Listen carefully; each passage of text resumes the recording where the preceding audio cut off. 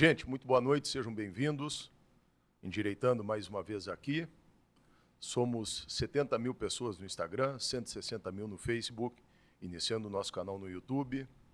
Eu quero convidar vocês a deixarem aí o like, a compartilharem o nosso programa. Eu estou com muita honra aqui.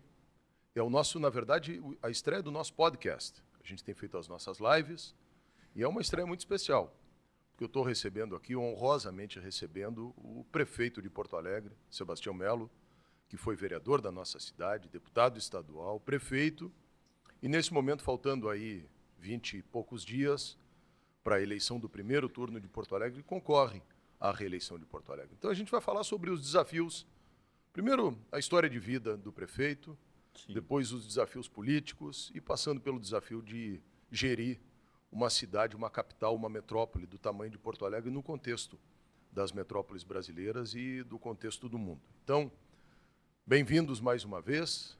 Aqui a gente fala de direito, de política e de história. Esse é o Endireitando. Bem-vindo, prefeito. É uma honra. Então, eu sou o debutante, não.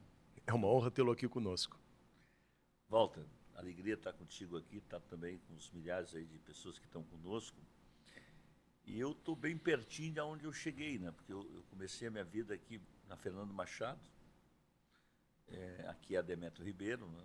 Essa rua vai em direção a Borges de Medeiros, e eu aquerencei em 78 na Fernando Machado, 1005. E nesta rua aqui tinha uma lancheria 24 horas, em frente ali o nosso cine, o cinema ali, né? O Capitólio, né? Isso. E eu trabalhei na outra lancheria, então comecei minha vida ali no pé do viaduto. É um local que me diz muito da minha história de vida aqui na cidade de Porto Alegre, né? Porque foi por aqui que eu comecei a caminhada, de ter adotado a cidade me adotou. E hoje essa cidade tão generosa faz um goiano prefeito dela, que tem procurado devolver em dobro o que ela me deu de oportunidade. Pois é, a gente está aqui no nosso estúdio, no Centro Histórico de Porto Alegre, né, na nossa CAD de Comunicação, e eu queria exatamente começar aí, prefeito. Tu vem lá de Piracanjuba, uma cidadezinha, né, no interior de Goiás. Sul de Goiás. Sul de Goiás. Como é que é Piracanjuba, o tamanho de Piracanjuba, o que aconteceu naquele momento, qual foi o desafio, o que te trouxe para Porto Alegre? Olha, Walter, eu sou filho de uma família que meu pai e minha mãe tiveram 7 filhos, né? A Maria Aparecida, que está viva, o Gilmar e eu que sobramos, né? Perdi 4 irmãos. Meu pai morreu novo e a minha mãe está lá, os seus 90 e poucos anos ainda em Piracanjuba. 4 irmãos ainda quando tu era pequeno? Sim, não. Eu perdi irmãos com 18 anos, com 20 anos, com 52 anos e um com 70. Né? Esses são os irmãos que eu perdi, e o pai tinha 64 anos. E né? desses filhos, tu era...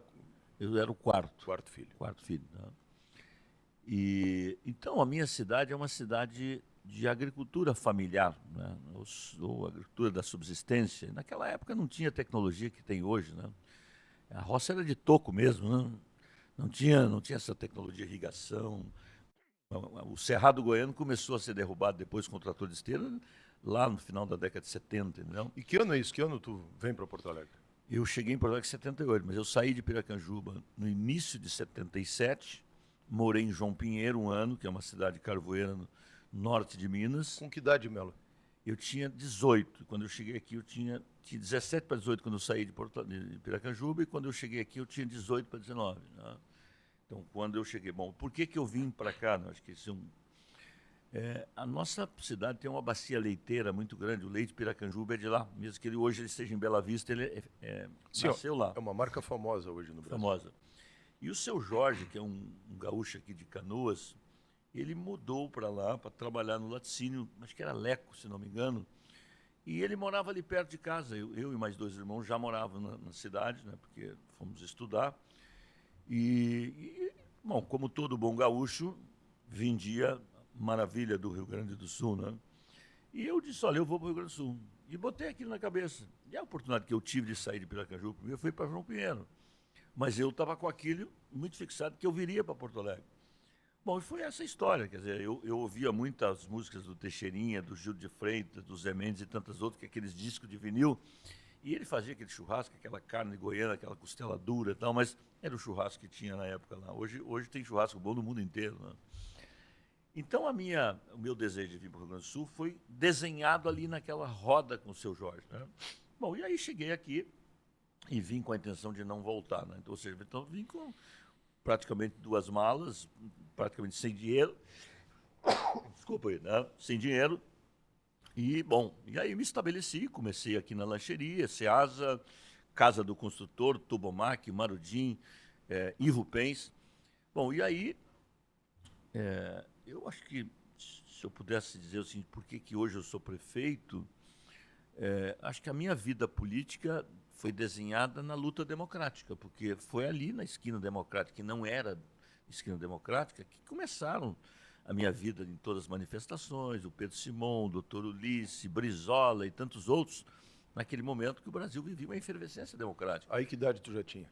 84? Bom, ali já era, na verdade, esses movimentos já brotaram em 79, 80, 81, quer dizer, as diretas vieram depois, né? Sim. Mas o movimento pelo fim da ditadura já Sim, era o movimento da anistia. já era uma coisa latente, né? Ele foi crescendo, crescendo, até que veio a emenda do Dante Oliveira, que foi derrotada, e que se transformou uma eleição direta e indireta. Na verdade, o Tancredo foi eleito diretamente de forma indireta, né? Porque foram as ruas que fizeram o Tancredo, né? Então, eu nasci na cidade ali.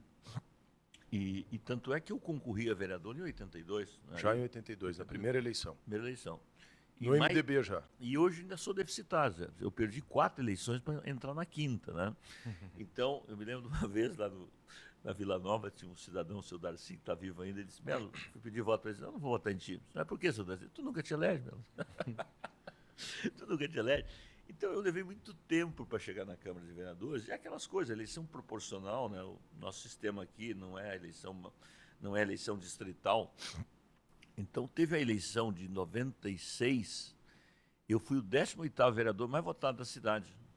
E eu me lembro que eu fiz 5.835 votos, se eu não estou enganado. A Clênia ganhou de mim por 70 votos. Né? É que o voto é tão importante que a gente não esquece nenhum, né? E aí depois, a vereadora que se elegeu, a Negroni, Ana Maria Negroni, se elegeu com 2.500 votos pela proporcionalidade. Então, eu fui batendo na trave até que em 2000 eu emplaquei como vereador. Aí emplaquei mais 2 vezes. E aí fui ser vice-prefeito e depois... Melo, mas antes disso tem uma história bonita da tua vida, que é a história que, mais ou menos, é a história de outros personagens assim, que a gente chama de self-made man, né? O cara que vence todas as dificuldades, um prognóstico que não é bom e consegue, mediante esforço, ser bem-sucedido na vida. Eu lembro o exemplo do Colares, né?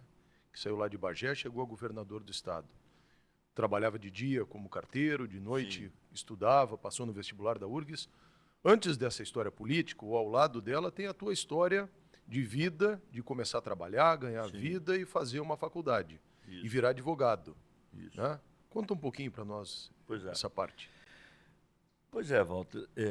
No Brasil é mais ou menos assim. O rico vai para, uma das exceções, vai para a Universidade Federal gratuita e o pobre faz o vestibular na particular. Eu fiz vestibular na URGS, rodei, fui para a Unicinos, comecei a fazer economia, né?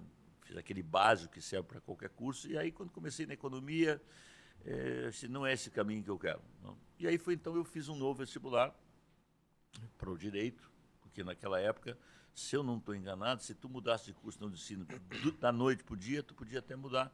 Eu fiz um novo vestibular, e aí comecei no direito, e terminei a faculdade em 88, né? E tive uma vida intensa na faculdade. Eu presidi o Centro Acadêmico Visconde São Leopoldo, fui orador da minha turma. Lá na Unicinos, isso. Unicinos, o Nereu Lima. Unicinos em São Leopoldo. O Nereu Lima foi nosso paraninfo. E tem uma história muito interessante, né? Tu sabe que nossa turma de formandos, acho que foi 250 e poucos, né? Houve uma comissão para fazer a redação do discurso, porque achava que eu era meio esquerda e tal, e os caras, não, mas tu tem que dar um endireitado desse discurso. E aí, rapaz, eu não sei fazer discurso livre. Se tu quer me dar uma confusão, me dar um discurso para ler numa tribuna, mas eu vou ser o pior do mundo, não. Mas eu também não concordava muito com o discurso. Bom, resumo da história, no dia que foi a formatura, os caras, e cadê o discurso? Esqueci o discurso. No dia da formatura. E aí eu fui para a tribuna e falei de improviso, mas falei direito, não falei nada errado e tal. Mas todo mundo tomando um bom trago. e eu não podia tomar nada, né? Porque eu ia ser orador da turma, então era um festerê naquela antessala fantástico, né? Aí eu me lembro, na época, eu vim para Porto Alegre, passei numa festa que era ali na São Pedro, na Sociedade Polonesa, tinha uma festa grande de vários colegas, e depois eu fui para um churrasco que a gente fez ali na Igreja Medianeira, reuni os amigos, eu era ainda, a Maria Angélica, mãe do Pablo, era minha companheira ainda, a Valéria vem depois, né? Depois a minha segunda companheira, valorosa, que estamos juntos há mais de 30 anos, né? Bom, e aí começar a advogar.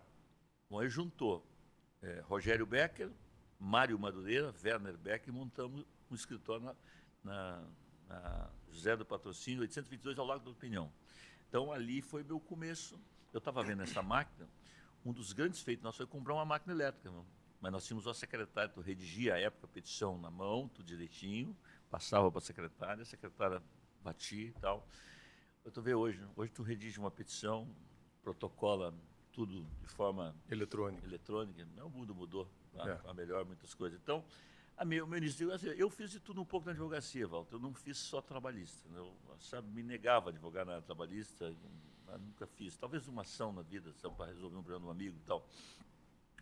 E aí, nos últimos 5 anos de intensa advocacia, porque lá, a partir de 2000 comecei a desativar bastante, eu fiz alguns júris como defensor dativo, e a doutora Elba Aparecido Bastos, que hoje já é uma magistrada já aposentada, eu vivi com o Mário Lopes Filho também, entre outros, né? E ali foi uma escola interessante, porque... Saudoso Mário Lopes Filho.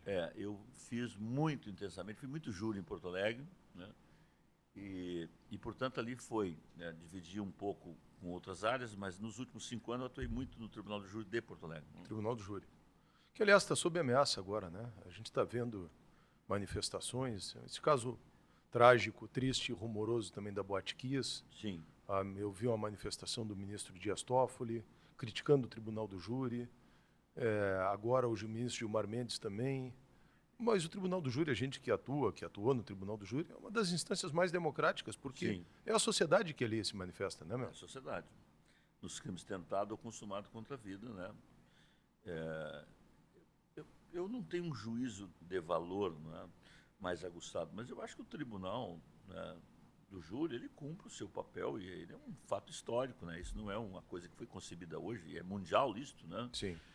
Então, eu tenho acompanhado um pouco. Aliás, o Supremo vai muito mal, né? Muito mal. Muito mal. Mas se a gente entrar nesse capítulo aí... A democracia, que eu ajudei a construir também, eu achava que estava resolvida de volta. E acho que tem conquistas civilizatórias, né, que hoje estão sendo quebradas pelo judiciário brasileiro, né? Então, assim, eu acho que a liberdade é o valor maior de uma pátria, né? E acho que o Supremo... e aí eu deposito isso ao Congresso Nacional, especialmente ao Senado. Acho que o Senado não tem cumprido o seu papel em muitas funções, e uma delas, ele tem um papel, só ele pode ter. De corregedor. De corregedor desse processo, e não tem feito, por questões políticas, não? Sabe o que eu queria observar? Nosso papo vai rolando solto aqui, né? A gente vai num assunto, vai no outro, Sim. mas ainda sobre isso, que é muito importante, que talvez seja a questão mais importante do Brasil do dia de hoje. Há poucos dias nós tivemos juntos o jantar de um homem que é também um migrante, um homem que se fez, Sim. que foi ministro da República, chefe da Casa Civil, fez um aniversário de 90 anos, e eu tive a felicidade de sentar contigo e com uma referência para nós, que é o senador Pedro Simão.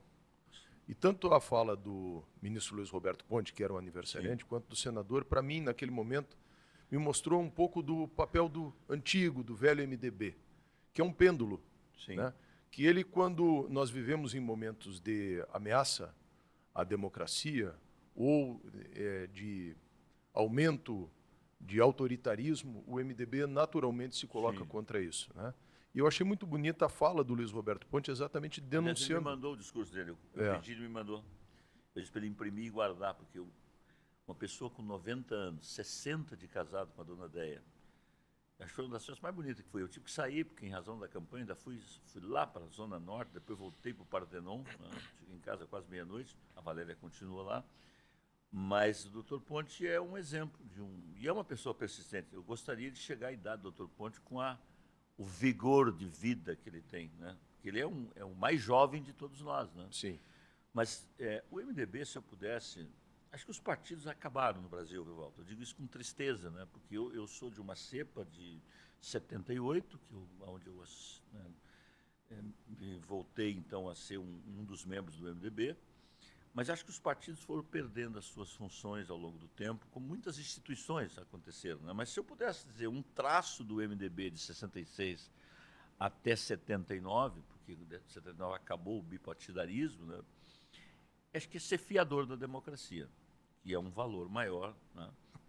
Mas isso é um tempo também que passou. Por exemplo, quando, por exemplo, um ministro afasta um governador de Brasília naquele episódio e não há uma nota do meu partido, como é que você vai arrancar um governador, um prefeito, alguém que foi eleito numa caneta do ministro, entendeu? Porque e o partido não faz nada. Eu peguei o telefone e liguei para o Ibanez naquela época, falei com ele. Eu disse, olha, eu quero me colocar ao seu lado. Isso é um aviltamento da democracia, tu entendeu? Porque você foi eleito pelo voto popular, não há nenhuma prova de absolutamente nada contra o governador, há uma suspeita que a polícia não funcionou, eu arranco o governador e coloco um interventor provisório, assume a vice de governador.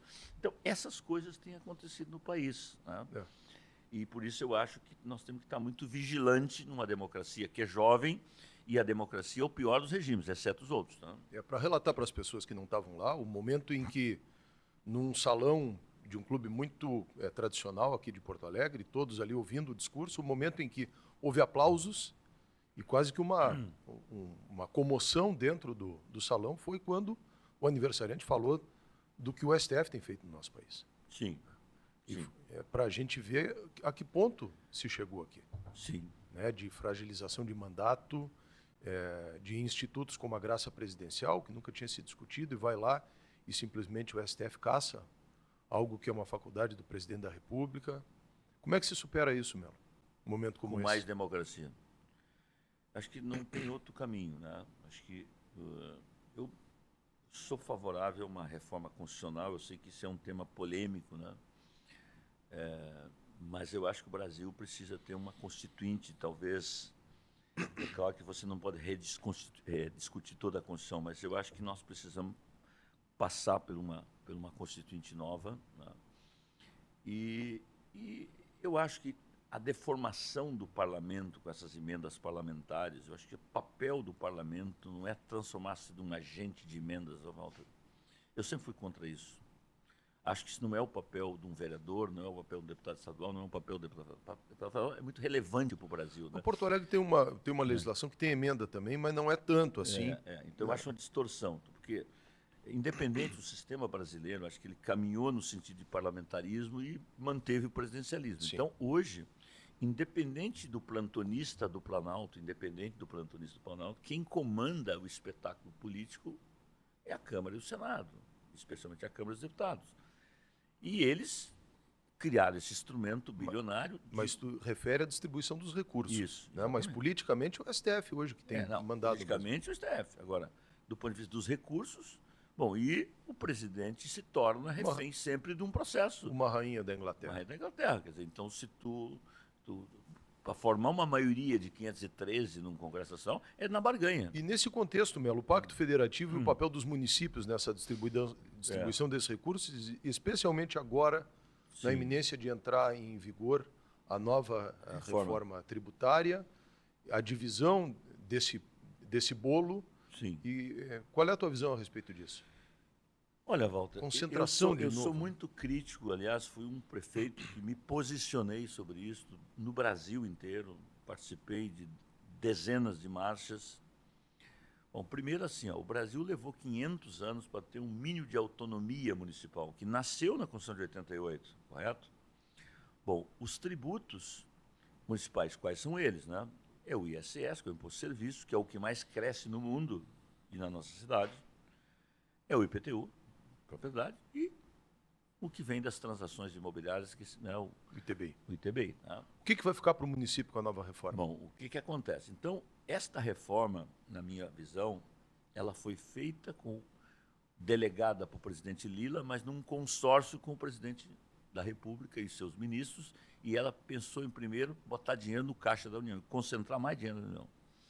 E os setores que têm condições de fazer lobby, eles introduziram reduções tributárias e foi um grande lobby do que tem força. quem vai pagar esta conta, na minha avaliação, é o serviço. Prestador de serviço. Prestador de serviço. Isso Sai vai de ter 12 para quase 20. isso vai ter um impacto na vida enorme. Então, você não terá mais ISS, você terá, então, a junção do ICMS, que é o Imposto de Serviço, junto com o ICMS. E vai dividir isso com os estados. O município fica com o IPTU.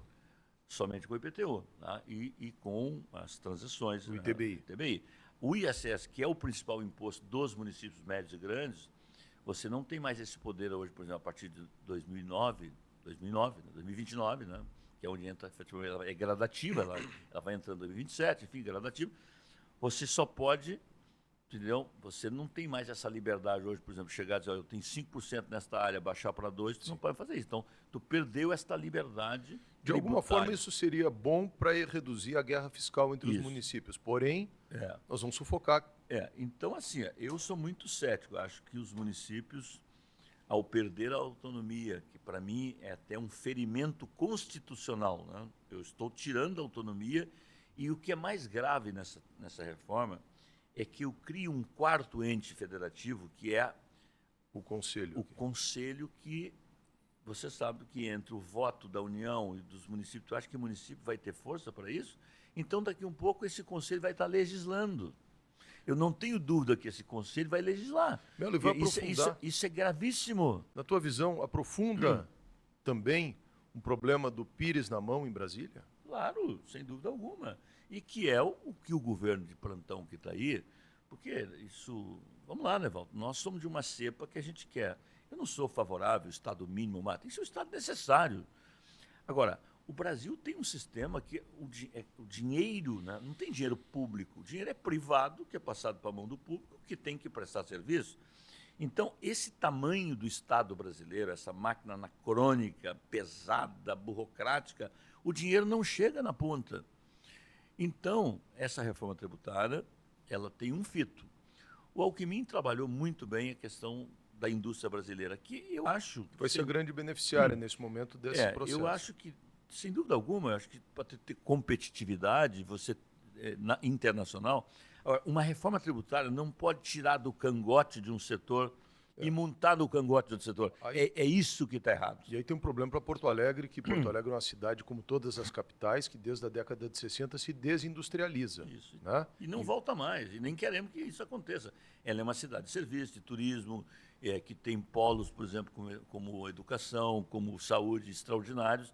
Agora, não será mais cidade industrial? Não será. Não, então, esse valor agregado de indústria não tem. Então, eu penso que quando a gritaria vai ser tão grande, que vai ter uma reforma dentro da reforma. Isso é o que eu vejo que vai acontecer. Porque quando começar a bater nesses setores, isso vai ter um efeito enorme. Né? Então, talvez tenha uma reforma dentro da reforma. Melo, como gestor de uma grande cidade como Porto Alegre, e aí tem um contraste, né? Porque tu está disputando uma eleição que tem outras... Vamos fechar aqui em outras duas concorrentes, né? A gente olhar a fotografia atual assim das pesquisas. Tem uma tendência, um crescimento teu identificado nas pesquisas e outras duas candidatas. Mas ambas não têm experiência administrativa, nunca ocuparam cargos executivos. Nesse contexto todo, eu estou perguntando isso porque tem uma estrutura que se chama estrutura fazendária. Correto. Né? O que é a estrutura fazendária, o que caberá a ela? Uma estrutura grande que a gente sabe nos municípios, né? Que foram, assim como as carreiras jurídicas, as carreiras fazendárias também. Sim. O que acontece com essa estrutura fazendária no futuro, quando esse recurso vai ser todo fiscalizado pela União? Qual vai ser o papel dessa carreira que é importante? Primeiro, não sei se tu tem conhecimento disso, mas houve uma coisa gravíssima. Os auditores do Brasil inteiro se juntaram e elevaram o salário dos ministros supremos. Então, um auditor de uma cidadezinha de 3 mil habitantes vai receber o salário supremo. Então, veja, a reforma tributária começa a brotar. Então, o corporativismo dos fazendários municipais, estaduais, nacional, fizeram uma coisa esdrúxula, botaram no texto constitucional que, a partir da reforma tributária, todos eles vão ganhar o salário dos ministros do Supremo Tribunal Federal. Então, veja que indecência isso. Quer dizer, então você terá um papel menor nas questões tributárias. Bom, quem é que fiscaliza? Qual é o papel do Estado? Então, isso não está muito claro ainda, mas eles já conseguiram de forma corporativa. Está chamando a atenção para uma necessidade ao lado dessa reforma constitucional que tu está defendendo, que é a necessidade de uma reforma administrativa no país também. Aliás, eu acho que tu jamais deveria fazer uma reforma tributária sem antes fazer uma reforma administrativa. O que compete aos municípios? Porque o que aconteceu com a Constituição de 88, né? Você foi transferindo responsabilidades para os municípios sem transferir os recursos. Vou pegar o caso do SUS, tá? O SUS é gestão plena Porto Alegre desde 97. Entre os vários desafios que tem o SUS, tem o subfinanciamento. A tabela do SUS nunca é reajustada, nunca, né? Então, você vai contratar um serviço na Santa Casa, no Divina, no Vila Nova, qualquer procedimento, seja ele cirurgia ou outros, a tabela do SUS é 10, mas o procedimento custa 30. Se tu não bancar essa diferença, o paciente não será atendido. Então, quem banca essa diferença é o município. Hoje, nós botamos 114 milhões de incentivo para manter minimamente o serviço da cidade, para atender Porto Alegre, Grande Porto Alegre e o Rio Grande do Sul, porque 40% das cirurgias, exames e tudo vem do interior ou vem da Grande Porto Alegre. Então, Porto Alegre concentra muitos municípios que são referenciados. Então, essa transferência de responsabilidade ao longo do tempo que aconteceu sem o dinheiro, fez com que os municípios hoje estão todos esgolepados. E agora, por exemplo, nas enchentes, eu pedi agora autorização à Câmara de 300 milhões, 150 da Caixa, 150 milhões do Banco do Brasil, porque o rombo para refazer a cidade é R$1 bilhão. Melo, a propósito disso, o seguinte, no tão criticado governo do ex-presidente Jair Bolsonaro na pandemia, o ministro Paulo Guedes, que é um municipalista, e foi um grande ministro, e é um grande intelectual, o ministro fez uma coisa que vai contra, ou vai a favor do que a gente deseja e contra os piores vícios da República, que é exatamente esse corporativismo. Ele entregou aos municípios sem fazer nenhum tipo de... E aos estados também. E aos estados sem nenhum tipo de barganha, condicionamento. Porto Alegre recebeu ali quase 500 milhões, né? Por aí. Canoas recebeu cento e tantos milhões. Quanto é que o município recebeu agora nessa tragédia bíblica das enchentes? Olha, Walter, primeiro assim, foi muito diferente. Eu não era o gestor da época, mas evidentemente que me apropriei da contabilidade. Então, o que fez o governo Bolsonaro, liderado nesta área pelo ministro Guedes? Ele fez o seguinte, ele calculou as perdas tributárias dos estados e dos municípios e disse, olha, eu estou te remetendo aqui. Então, ele depositou isso direto nos municípios e nos estados também e criou uma série de incentivos também para o setor empresarial. Lembra que a folha de pagamento, por todo aquele tempo, o Pronamp. Então, foram políticas bem diferenciadas. Bom, em relação às enchentes, são vários programas. Agora, o dinheiro que entrou na conta da prefeitura, é 100 e poucos milhões. A fundo perdido ou carimbado? Não, aí veio para alguma, por exemplo, nós recebemos aí em torno dos quase 100 milhões da limpeza, nós recebemos 17, 18 para a limpeza. Depois, eles criaram um fundo, um FPM especial, para todas as áreas atingidas, foi mais 30 milhões. Depois, na saúde, veio mais lá 40 milhões. Ou seja, e para abrigos veio pouca coisa. Então, se eu somar isto, nós vamos gastar 300 e poucos milhões na emergência da emergência naqueles primeiros 100 dias. Desses 300 milhões, 300 e poucos milhões, entra 100 e poucos da União. Bom, aí tem os 5.100. E onde é que estão os 90 bilhões? Aí são os 5.100. Então, vamos lá. Nós mandamos 200.014 pessoas que se inscreveram no cadastro dizendo, olha, eu perdi a minha casa, eu perdi tudo, eu quero 5.100. 66 mil receberam em Porto Alegre. Quer dizer, mas quem define a mancha, quem define as famílias, quer dizer, compete, nós fazemos o cadastro. Sim. Então, aí tem Pronamp, que agora também parou. Sim, mas é que é empréstimo. Empréstimo. Né? O cara está enforcado, tu dá uma corda. Então tu tem empréstimo, Pronamp, você tem repasse para o governo do Estado, eles calculam essa questão dos 3 anos que não foi perdoada a dívida, ela foi prorrogada por 3 anos. Né? Então, que, aliás, uma concorrente sua votou contra a anistia da dívida. Sim, porque tinha uma emenda dentro, né? A votação era para prorrogar 3 anos e dentro dessa prorrogação tinha uma emenda dizendo, vamos anistiar a dívida, e isso acabou votando contra. Então, eles calculam tudo isso, né? Quer dizer, inclusive esse dinheiro... A deputada Maria do Rosário votou contra. Votou contra, não a prorrogação ela votou favorável. Votou contra a anistia da dívida. Não. Então, esse é um cálculo. Sabe assim, ó, Walter, o que, que eu posso dizer assim? Ó, quando o presidente esteve aqui, primeiro ele foi a Santa Maria, depois veio aqui, depois foi a São Leopoldo. Né? Eu, como anfitrião, recebi o presidente lá no Comando Militar do Sul, que estava transferido lá para Ipiranga, e fui o primeiro a falar como prefeito, né, que recebia o presidente. O que, que eu disse ao presidente e aos seus ministros e à comitiva, inclusive estava o ministro Barroso, estava o presidente Lira, estava o presidente do Senado, o senador Pacheco, né? Sim.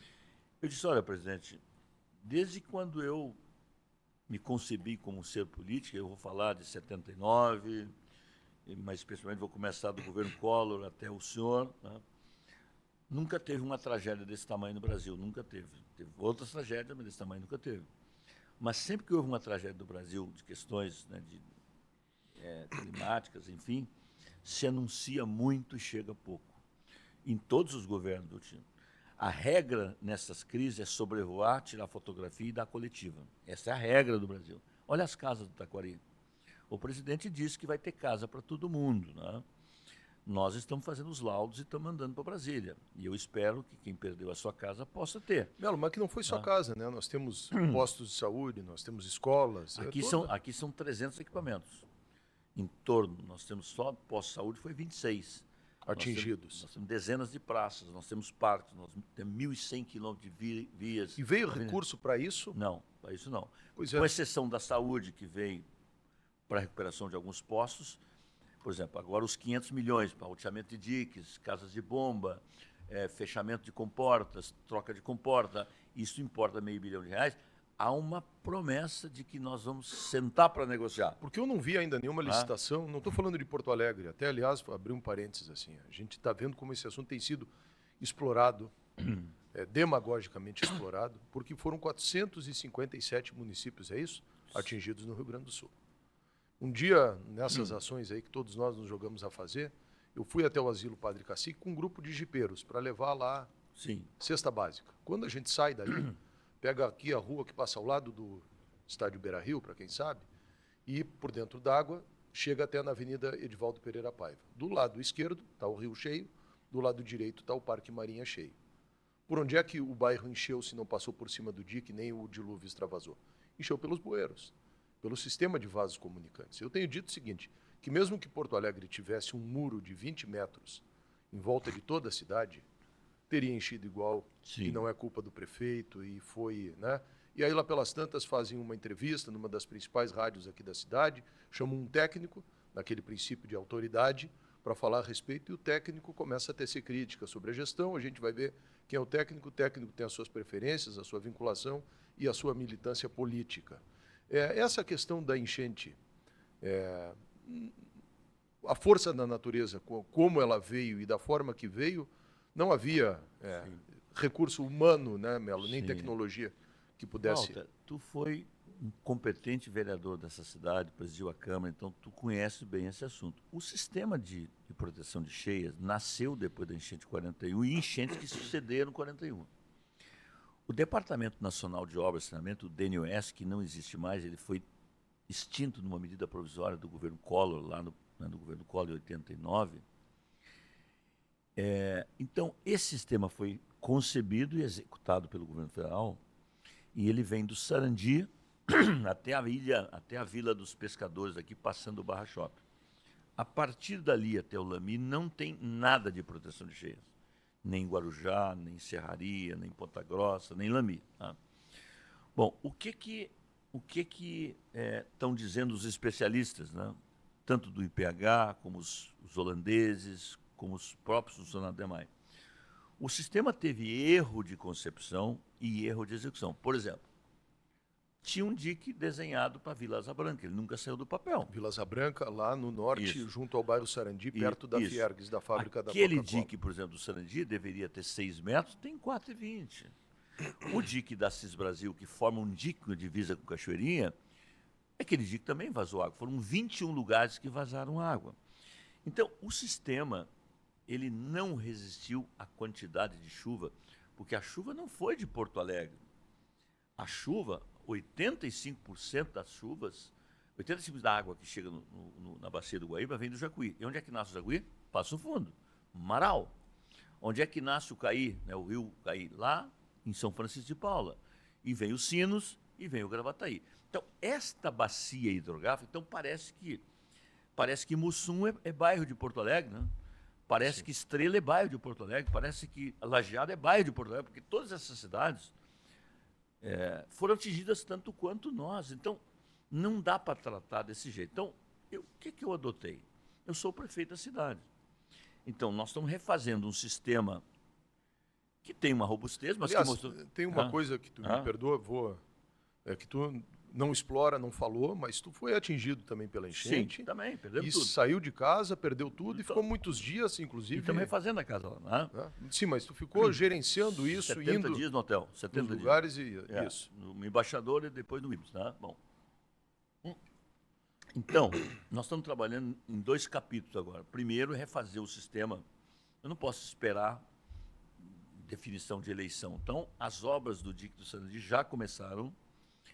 Nós temos empresa ganhadora para fechar 7 comportas das 14, sendo que talvez a gente feche mais uma também, isso não está decidido pela engenharia. O laudo do Muro da Mauá foi concluído e ele está sendo refeito. E a troca de comportas ou comportas novas também já tem empresa ganhadora. E tem 2 casas de bomba, que é a 17 e 18, que já tem intervenção também. Essas casas são onde? Essas estão localizadas no centro aqui, tá? Então, o sistema precisa ser refeito com novas tecnologias. Bom, isso é o primeiro momento. E nós contratamos o professor Turti, vamos assinar um contrato essa semana ainda. Tá? Ele vai refazer todo o sistema antigo para um sistema novo e vai apresentar também um sistema para onde não tem proteção. Melo, essa história de ter DEP não tem uma bobagem, né? Porque eu, se for reeleito prefeito, não requererei o DEP, porque acho que a integração, estar o DEP, que foi... É verdade, foi um filho não querido no primeiro momento no DEMAI. Eu não vou recriar. Mas o DEMAI tem capital humano e tecnologia para muito bem fazer esse serviço. E o que nós vamos fazer? 2 coisas no DEMAI. Vamos ter uma diretoria potentosa disso e eu vou parcerizar o DEMAI se for prefeito e se a Câmara assim entender. Não? Deixa eu te perguntar uma coisa, não tem a ver, não é o município que vai fazer, até porque o recurso, mais a questão da dragagem, né? A gente sabe que isso afeta diretamente Porto Alegre. Nasceu uma ilha ali que o pessoal está chamando de Ilha FEPAM. A respeito disso, te perguntar, quando nós estamos falando dessa reforma constitucional, entra uma reforma das estruturas do Estado e do papel do Poder Judiciário. E essa burocracia. Aí entra Ministério Público, entra a FEPAM, entra as dificuldades. O fato é o seguinte, para o cidadão comum, nós estamos há 4, quase 5 meses das enchentes e não tiraram ainda sequer uma caçamba de areia de dentro do dilúvio.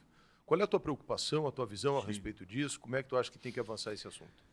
Walter, o governador anunciou um valor ínfimo para os municípios, nós vamos dar 1,5 milhão para o município de Dragão-Guaíba. Tu acha, sinceramente, quem está nos ouvindo, que 1,5 milhão não tira nem 10 carretas do Cais Navegantes? Então, eu devolvi a carta para ele, uma longa carta, dizendo, governador, isso é o papel indelegável do Estado. Porque para tirar areia e mineração, você tem que ter uma autorização nacional. Agora, para dragar o Guaíba, para limpar o Guaíba, é um papel do governo do Estado. Então, não basta refazer diques, não basta fazer nova casa de bomba, não basta trocar comporta, não basta refazer o Muro da Mauá. O governo do Estado tem que fazer o seu papel.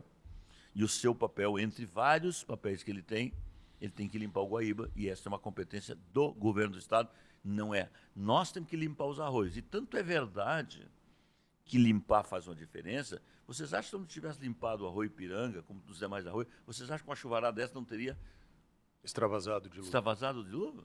Por que ele não extravasou? Porque nós gastamos 36 milhões para limpar os arroios, que fazia muito tempo que não era limpo. Então, o papel da limpeza do Guaíba é do governo do Estado. Aliás, sobre isso, que não está fazendo o seu papel.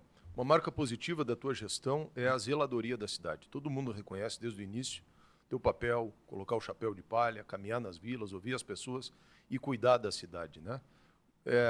E aí veio essa tragédia. Sim. Como a gente está falando, esse papel continuará, no caso da tua reeleição, sendo um papel importante, eu imagino. Correto. Cuidar das praças. Questão do resíduo da cidade, Melo. Sim. Como é que é isso? Walter, eu fui vereador como tu, vivo a cidade intensamente, fui vice-prefeito e sempre tive muita clareza de ser prefeito. Um prefeito que não faz o feijão com arroz não está autorizado em falar em mais nada. E esse compartilhamento de cidade, eu acho que é muito importante. Eu acho que nós criamos um programa de prefeito de praça, que é uma coisa que me agrada profundamente. Hoje nós temos mais de 300 homens e mulheres, e talvez mais mulheres do que homens, que estão fazendo das praças a extensão da sua casa. Eu pretendo, numa próxima gestão, chegar a 700 prefeitos de praças e vou criar uma estrutura muito específica para atender só os prefeitos de praça. Não é privilégio, é preferência. Porque se ele está cuidando, ele é o voluntário, ele tem que ser atendido de forma diferenciada. Já é hoje um pouco, mas tem que melhorar essa estrutura. Ou seja, dentro da Secretaria de Serviço tem que ter um canal mais direto.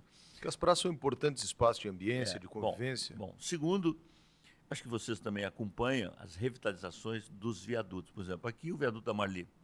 Aquilo ali era um jogado às traças. Hoje tem 2 ambientes de negócio, gente que ganha dinheiro, que produz, mas o ambiente se tornou agradável. O Birici. O Birici é o último agora, que está bombando, mas o Jaime Caetano Brau é outro, o Loureiro da Silva é outro. Entendeu?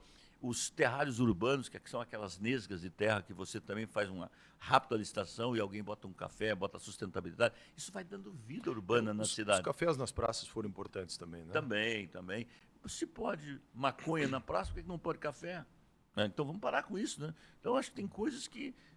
Até porque o cara que ocupa o café cuida da praça, da aumenta... praça, quer dizer, o que tem a ver ter uma banca de revista ou alguém decentemente fazer um churrasco na praça, entendeu? Então eu sou favorável a essa liberalização com responsabilidade. Quanto aos resíduos, nós fizemos uma licitação dos containers que vai começar agora... Acho que... Containers funcionou, prefeito? Não, esse container que está aí não deu certo. Ele é para resíduos... orgânicos, as pessoas misturam.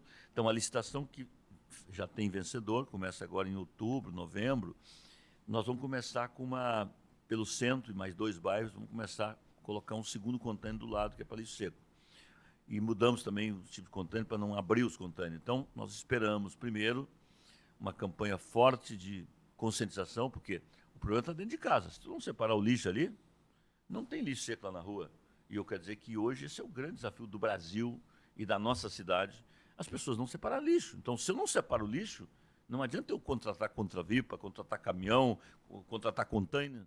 Então, você precisa separar o lixo, é o mínimo que se espera de uma cidade civilizada. Isso está ligado com tudo, impacta na rede de bueiros, tudo. Impacta na despesa. Sustentabilidade, bueiro... Quer dizer, você quer uma cidade mais sustentável? Bom, você tem que ter o esgoto tratado, você tem que ter essa questão do lixo ainda passa por uma campanha educacional, a prefeitura... A gente vive, a gente cuida. Eu nunca autorizei nesses 4 anos qualquer campanha que você fez asfalto, fez ponte, aliás, isso eu acho que é uma coisa velha, atrasada. Então, eu vou continuar nesse diapasão. Se for reeleito prefeito, todo o dinheiro em publicidade é para poder campanhas educativas. Tem vacina, tem que avisar. Tem problema disso, tem que avisar. Cuidado com a cidade, tem que trabalhar. Então, é nesse caminho que eu vou continuar. Qual é a dificuldade burocrática, voltando um pouquinho, para limpar os valões da cidade? Está superado isso? Tipo lá no Sarandi. Vamos pegar lá o Arroio Sarandi. Deixa eu te dizer assim, Walter. A gente fez uma grande limpeza nesses anos. Eu vou fazer uma nova licitação. Essas limpezas têm que ser permanentes. Agora, o que acontece? Essas sujeiras não caem do céu, né? Aqui na Ecobarreira, na Ipiranga, aqui perto, né, que é a Safe Web. Ali são 700 quilos todo dia. Tu imagina isso no Arroio Cavalhada, isso no Arroio Mangueira, isso no Arroio Mendiçá, isso no Arroio Manecão, isso no Arroio Guabiroba. É tudo a mesma coisa. Então, se não tiver digamos assim, um refino por parte da população, junto com a prefeitura, de, olha, não vamos botar lixo na rua e muito menos em arroio. Gastaria menos, dinheiro sobraria para outras coisas. Então, nós temos que ter uma mudança cultural profunda na cidade. Prefeito, Porto Alegre perdeu população. Em Sim. virtude disso, perdeu, inclusive, uma cadeira na Câmara de Vereadores. Agora tem essa perspectiva, que a gente já falou, de perda de arrecadação, porque, na verdade, o ISS, que é o grande imposto do município, vai para a União.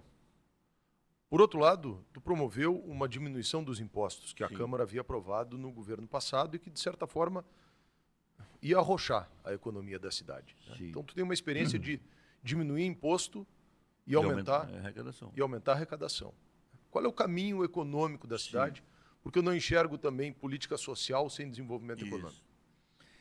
Walter, eu penso assim, que o Brasil primeiro tinha que fazer um pacto de não aumentar imposto, o que vai acontecer na reforma tributária. E segundo, diminuindo impostos da medida do possível, porque você também não pode fazer um corte drástico da noite para o dia, porque você tem despesas absolutamente obrigatórias e necessárias. Se tu não pagar a folha de pagamento, hoje, se tu somar a Previdência com o funcionalismo público, são 34 mil entre ativos e inativos, então, dos 11 bilhões e meio que a cidade tem, 5 já fica cravado ali.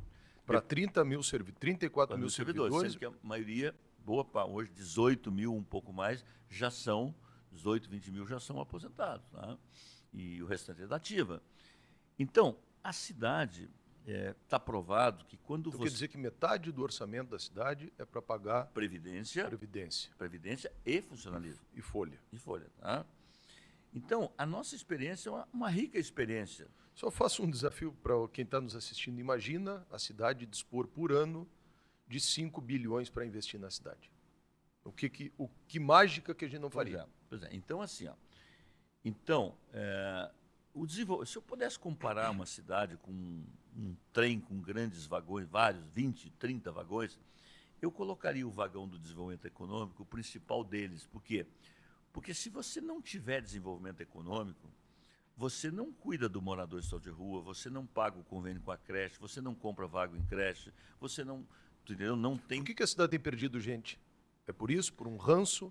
Por que todo mundo olha para Santa Catarina e diz, pô, Santa Catarina está voando, o Rio Grande do Sul está... Eu vou te dizer, tio, eu não tenho elementos materiais, mas eu vivo a cidade intensamente. Eu não vejo a perda de 70 mil. Mas eu acho que o Covid fez muita gente mudar. Muita gente mudou para o litoral, Belvando. Seja de Santa Catarina, que é a cidade mais gaúcha, Florianópolis e as outras mais gaúcha de todos, né?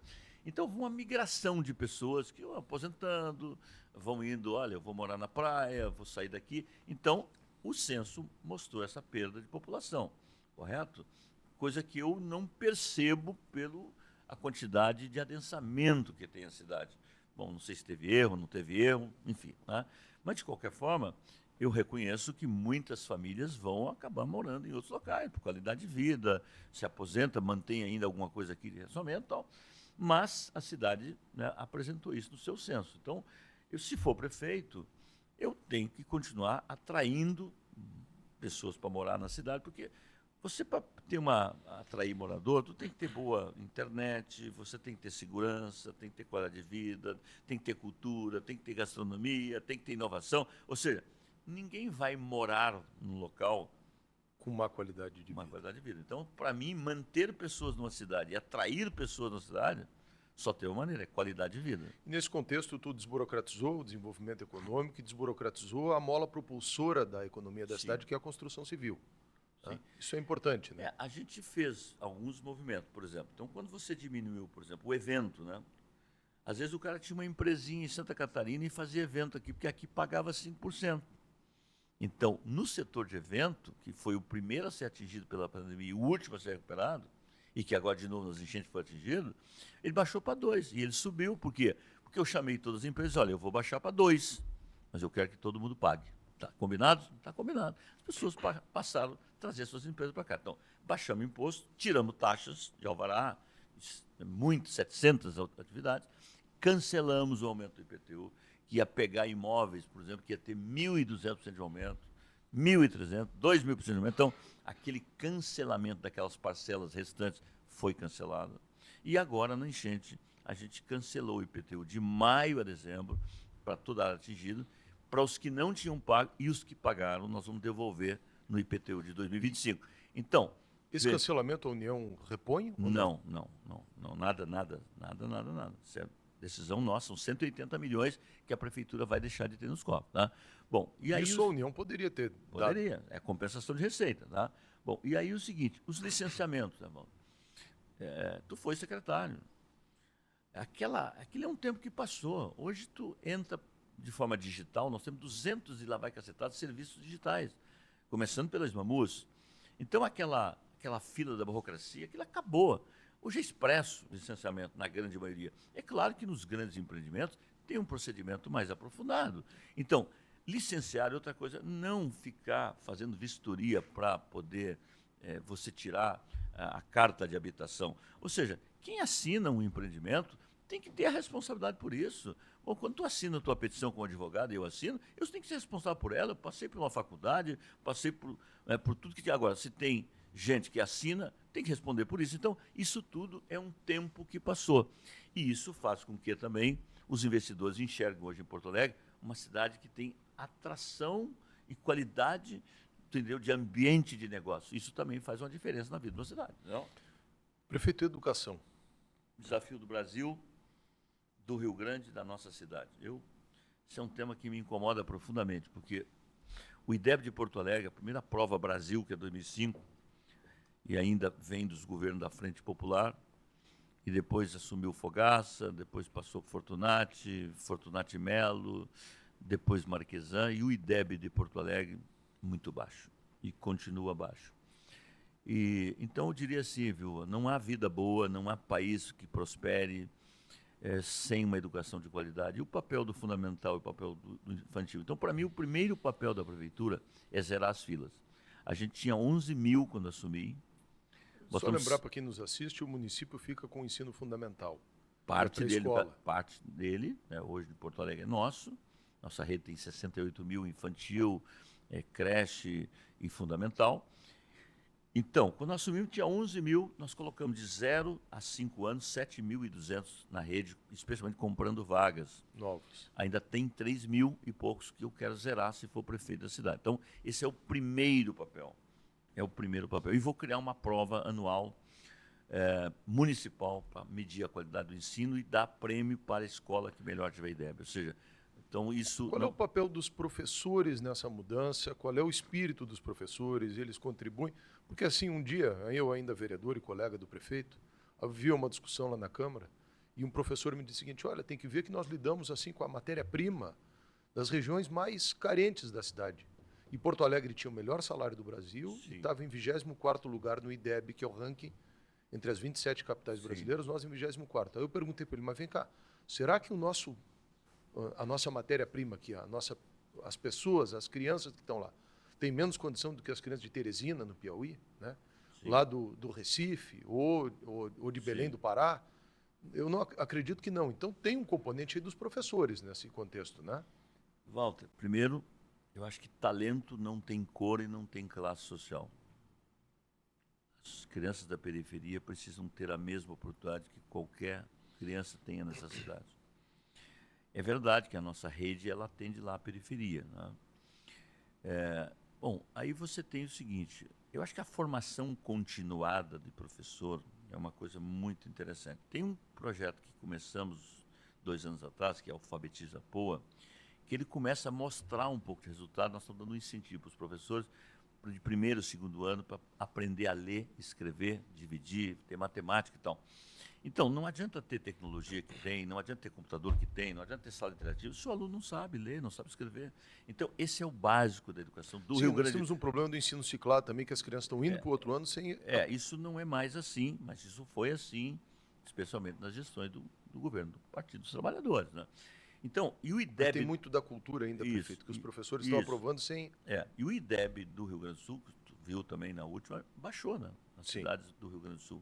Então, acho que o mutirão da educação no Rio Grande do Sul, começando por Porto Alegre, vai ser pauta prioritária de uma segunda gestão, não? Sim.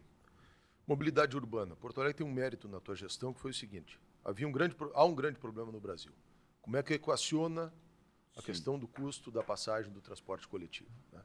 E tu conseguiu um mérito de passar 4 anos... 3 anos. 3 anos, sem aumentar a passagem, né? Não há perda significativa. Eu, às vezes, utilizo o transporte coletivo, posso ver, e isso é um feito. Sim. Porque também isso os municípios estão arcando com esse custo. Walter, eu tenho um tema, se eu tivesse que elencar 3 temas principais das cidades médias, grandes brasileiras, eu boto mobilidade humana como uma delas, né? O que um tripé que não é realidade no Brasil? É tu ter a integração do sistema, ou seja, um bilhete único, né? Se tu entrar em qualquer dos modais com bilhete único, você ter qualidade e ter um preço que caiba no bolso do cidadão, tá? Eu vou começar pelo desafio da integração, né? O Pedro Simon, o Jair Soares foi governador em 82 e nós somos o governador Eduardo Leite.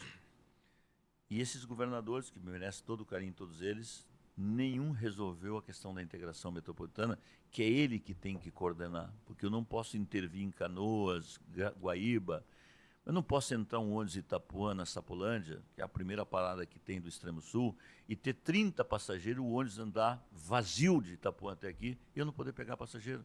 Mas isso vale para Baltazar de Oliveira Garcia, isso vale para Cis Brasil, dos ônibus que vêm de Cachoeirinha, que vêm de Gravataí. Então, isso tem que ser resolvido. Segundo, tem que tirar a rodoviária do centro e transformá-la em rodoviária metropolitana. Ou seja, tu tem 7 terminais no centro hoje que liquida o centro urbanisticamente. Então, eu tenho tentado convencer o governo do Estado de dar um terreno no 4º Distrito, onde eles quiserem. Eu já vi uma iniciativa, uma ideia da iniciativa mas não privada. saiu do papel. Essa é a segunda questão. O governo municipal pode ter um papel indutor nisso, né? Isso, eu quero transformar aquilo ali numa rodoviária metropolitana de Alvorada, Gravataí. E tirar os ônibus do centro. 20 mil viagens por dia chegando no centro. Exatamente. Bom, a terceira questão é o seguinte, por que a passagem está em R$ 4,80 e não em R$ 7,00, como se não tivesse feito nada? Então, assim, o governo precisa enfrentar coisas que precisam ser enfrentadas. Eu tive coragem de mandar para a Câmara retirar os cobradores. Porque o cobrador, vamos combinar entre nós, é um trabalhador, merece todo o nosso respeito. A gente fez uma transição para que ele pudesse, do Sistema S, ser motorista, outro mecânico, outra profissão. Agora, é 80 centavos no valor da passagem, o salário de todos os cobradores. Então, foi reduzindo gradativamente e no final de 2025 não terá. Nós tínhamos 14 isenções, baixou para 7 municipal. Mas qual a principal isenção no Brasil? É o 65+. Isso significa 97 milhões em Porto Alegre, aqueles que levantam a mão e dizem, olha, tem 65, levanta a carteirinha. E este é mais um calote do governo federal, dos governos, não só desse. O Bolsonaro faz justiça, botou 25 milhões para Porto Alegre quando foi presidente e botou para os outros municípios, naquela medida provisória que ele teve lá, que beneficiou taxista, enfim. Então, a isenção federal deveria ser bancada pelo governo federal. Então, e não é. Então, eu sou um defensor ferrenho do SUS, do transporte coletivo, ou seja, tem que haver uma governança federativa, governo federal, estadual, municipal, porque se você tirasse os tributos federais, os tributos municipais, que nós já tiramos, que a taxa de IPTC não tem mais. Tem mais taxa de IPTC, não tem ISS, acabou tudo isso. Não? Bom, e o Estado é 18% do diesel. Então tem que ter ônibus elétrico. Hoje nós temos os 12 primeiros comprados com dinheiro próprio. Vou buscar financiamento do BNDES para trocar essa frota. E temos que ter VLT na cidade, tem que ter metrô, se for de superfície, vamos discutir. Metrô para enterrar na cidade, esquece isso, nós não vamos desmanchar a cidade para fazer metrô. O VLT poderia ser uma alternativa nesse centro sem ônibus. Do aeroporto até o centro. Melo, para a gente estamos nos encaminhando para o fim, a nossa ampulheta está... Muito obrigado. Esse negócio é interessante, tu marca aqui, ele... É 1 hora. E vai... 1 hora, né? E como é que controla isso? Agora, quando chegar no final, a gente fecha 1 hora. Sim, mas como é que tu faz? Isso aqui fica uma sugestão no segundo governo. Coloca para os secretários, cada um, uma ampulheta para cada um, aí para eles cumprirem as ordens do prefeito, né? O que o prefeito mandar, a ampulheta está rolando, se o cara... Olha, teu tempo está chegando ao fim aqui, cadê aquela ordem que eu dei? Porque às vezes eu sei que o prefeito fala as coisas e o tempo passa Mas tivemos uma audiência fantástica aqui, o Marcelo Beltrán. Sim, né? Os amigos, o Marcelo foi uma pessoa que te assessorou durante bastante tempo nesse pensamento metropolitano da Grampal, naquele livro que foi escrito. Porto Alegre, uma visão de futuro. Como da tua cujo gestão. Coordenador foi ele e o Caçapava. Então, João Carlos Bruntoso. Aliás, é a propósito disso. Porto Alegre, uma visão de futuro. Para a gente concluir, tendo o prestígio aqui dos meus parceiros e sócios aqui na CAD, né, do Kiko Coelho e da Adriano, o Bruno ali no comando, o Marcelo Beltrán, tua equipe aqui conosco, tua visão de futuro para Porto Alegre. Né? Grandes projetos, a cidade comporta, a cidade pode ter, a cidade deve ter, parcerias público-privadas a partir das dificuldades do município de investir. E como é que tu enxerga Porto Alegre daqui a 20, 30 anos? Qual é o destino da nossa cidade? Walter, aqui nós temos que fazer um programa inteiro, né? Mas eu considero a Porto Alegre do futuro, que já é o presente, uma Porto Alegre de serviços de qualidade, começando pela saúde. Eu acho que nós temos um hub de saúde poderoso, temos um comércio varejista poderoso, nós temos uma capacidade de inovação acima da média do Brasil, né? Então, trabalhar uma cidade mais sustentável, recuperar o Riacho Ipiranga através de uma de uma operação consorciada urbana, um transporte coletivo mais qualificado, qualificar os espaços públicos, cultura, lazer, né, qualidade de vida. Então, a Porto Alegre do futuro é uma Porto Alegre que tem que melhorar também as periferias. Se eu pudesse dizer o seguinte, eu acho que as periferias, elas não são problemas, elas são soluções. As pessoas querem continuar morando onde elas nasceram, mas elas querem ter qualidade de vida. Mas para isso tem que ter desenvolvimento Então, econômico. para isso tem que ter tratamento de esgoto, tem que ter espaço público, tem que ter banda larga lá na vila, tem que ter oportunidade. A carteira de trabalho, ela acabou. O mundo mudou. O empreendedorismo é o caminho. Hoje, se tu junta sozinho, com mais 2, com mais 3, faz o seu negócio, do seu jeito, da sua maneira, tu entendeu? Esse é o mundo que nós vivemos e ele não volta mais para trás. Aquelas, né, do tipo que foi há 30, 40, 100 anos atrás. Então, é o que eu estou procurando fazer a nossa parte. Acho que um governo tem que fazer o presente e fincar estaca para o futuro. E acho que o plano diretor que nós vamos mandar para a Câmara de Vereadores, né, para revisar, ele tem que estar alinhado com isso que eu estou dizendo. Quer dizer, um plano diretor, para mim, é a lei mais importante da vida de uma cidade. Porque você reafirma o presente e desenha o futuro com o plano diretor. E tem que haver uma integração metropolitana. Uma visão e atitudes compartilhadas. Eu não vejo vida melhor numa metrópole se você não tiver nesse sistema conurbado políticas públicas que sejam parcerizadas. Aí eu vou falar duas. Segurança e saúde. O sistema, por exemplo, quando tu fecha um hospital em Viamão, qual é o destino desse paciente? Porto Alegre. Quando desarranja em Canoas, Porto Alegre. Quando desarranja Esteio. Então, se tu não tiver uma política articulada, você não suporta uma vida melhor. Então, as filas aumentam em Porto Alegre. Por quê? Também, especialmente, porque o sistema do Rio Grande do Sul está desarranjado. Então, é preciso ter uma articulação melhor metropolitana também. E eu tenho essa visão, antes de ser prefeito, porque quando nós criamos o seminário Porto Alegre Visão de Futuro, foi exatamente apontar um caminho, né, nesse sentido, que não é fácil. Nem os planos diretores de Porto Alegre com o resto das cidades se comunicam. Então, tem um desafio. Eu sou defensor da autoridade metropolitana, que outros países adotam. O que é autoridade metropolitana? Porque está provado que o governo do Estado não é autoridade metropolitana. Se é uma coisa que não é autoridade metropolitana, é o governo do Estado. E não é desse governo. Estou fazendo crítica ao atual governo, dos governos, do governo do Estado. Então, você diz que tem uma autoridade metropolitana que não deveria ser eleita, que deveria ser escolhida pelos prefeitos metropolitanos e que ele fosse o condutor da integração de políticas públicas. Queria deixar aqui o meu abraço, o meu carinho, parabéns aí pelo... Gostei do local, gostei da região, gostei da mesa, gostei da ampulheta, que já terminou, portanto eu tenho que parar, né? E o café estava maravilhoso também, né?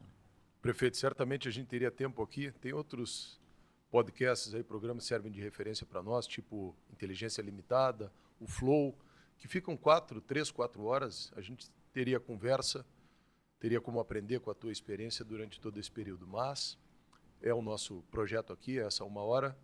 Não, é bom, hora é bom. Tipo. Eu, às vezes, tenho que resumir em 30 segundos, a minha entrevista. Se me resume em 30 segundos, o que você vai fazer para o futuro da cidade? Passou rápido. Né? É como aquela história dos discursos, né? O discurso é como o biquíni, que alguém já disse, mas... Aliás, encontrei o Eloy Guimarães esses dias e recordei, né? Porque o Eloy foi presidente da Câmara, como tu fosse, e ele ia para a tribuna e os 5 minutos para ele não valia, né? Então, quando dava nos 5 minutos, ele dizia, como dizia Ortega y Gasset, o homem e suas circunstâncias. Era mais 5 minutos. Aí, quando ele dizia assim, quando fala o vereador, fala a cidade. Era mais 5 minutos. Então, era 15 minutos para Eloy. O Roberto Campos falava que o papel do político e do poder público é um papel ecológico. Criar o meio ambiente adequado para que as coisas possam se desenvolver. E é isso que eu tenho visto que o prefeito tem feito aqui. Para além de divergências ideológicas, de visões de mundo, pragmaticamente olhar para o que importa. Desenvolver a cidade, enfrentar certos ranços, como, por exemplo, se é necessário fazer uma privatização, vai lá e privatiza. Se é importante a atuação do poder público naquela área, vai lá e atua o poder público. Eu desejo, sinceramente, Melo, que, inspirado naquilo que a gente espera dos políticos, que é decência, moral, honestidade, amor à cidade e dedicação, que Porto Alegre possa ter uma escolha madura, compreender as dificuldades que todo gestor público faz, mas, para cima disso, os compromissos que ele assumiu e a forma que ele tem encaminhado. E que quem sabe, isso pertence a Deus o futuro, mas que a cidade possa ter aí a aventura e a felicidade de te reconduzir para mais um período, porque eu acho que a gente não perde tempo, ganha com a tua experiência e a cidade ganha em velocidade. No mais, muito obrigado a todos vocês. Eu queria pedir para vocês mais uma vez se inscreverem no nosso canal, deixarem aí o like, compartilharem. Nós estamos agora no YouTube, no Facebook, no Instagram e no TikTok, falando de direito, política e história, hoje com o prefeito de Porto Alegre, Sebastião Melo. Eu sou o Walter Nagelstein, esse é o Endireitando.